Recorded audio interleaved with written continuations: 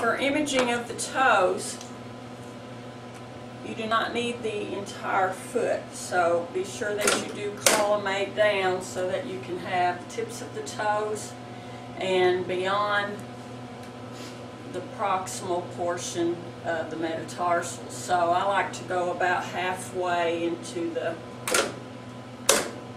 metatarsal area.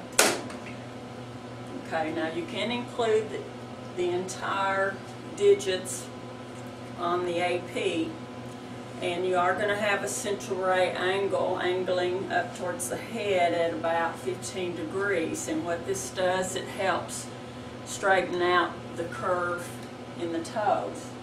Now, an optional procedure that you can do with this is actually put a sponge underneath the toes like this to straighten out the toes. And you can also do that method. And if you do it that way, you don't have to have that angle anymore. Just be sure once you do this that you do have a sponge in which you can wipe clean after having the patient's foot on the IR. So for our AP, this will be our AP, be sure you do mark the side, the correct side. You're going to have the central ray cutting across here at the joint space of the metatarsals and the digits. So we're going to be going right across this metatarsal phalangeal area. So for our oblique toes, we can turn the foot in medially, and we can have the foot at an angle of 30 to 45 degrees. Okay, and again, you can include all the digits on this, and our central ray is going right across the metatarsal phalangeal joint, the third one. So for your oblique, again, you can include all the toes. Make sure that you do have the tips on, because it's very easy to collimate too much on this.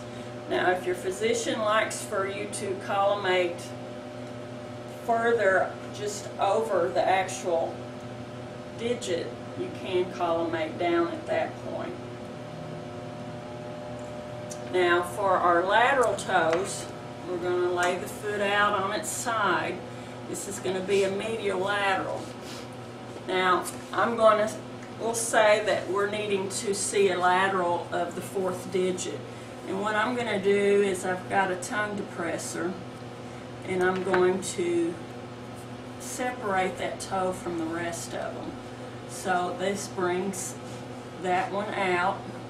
Okay, I'm going to get that centered right over that area, and then I'll ask the patient just to hold the stick in place while I collimate down tight to that fourth toe.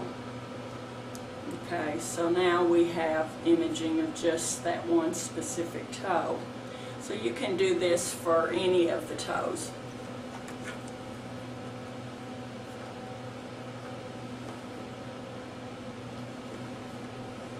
Okay, so we got the second digit there. Usually, oftentimes when you're imaging the big toe or maybe even the second toe, you can roll the foot in medially and then separate it that way.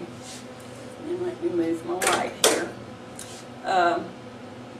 Problem is, a lot of times when you do this medial rotation, it's just very difficult for the patient to roll it in. But if they're able to tolerate that, then go ahead and get the body part closer to the IR. That will have a better detailed image. Okay, and that's it for our toe x-ray.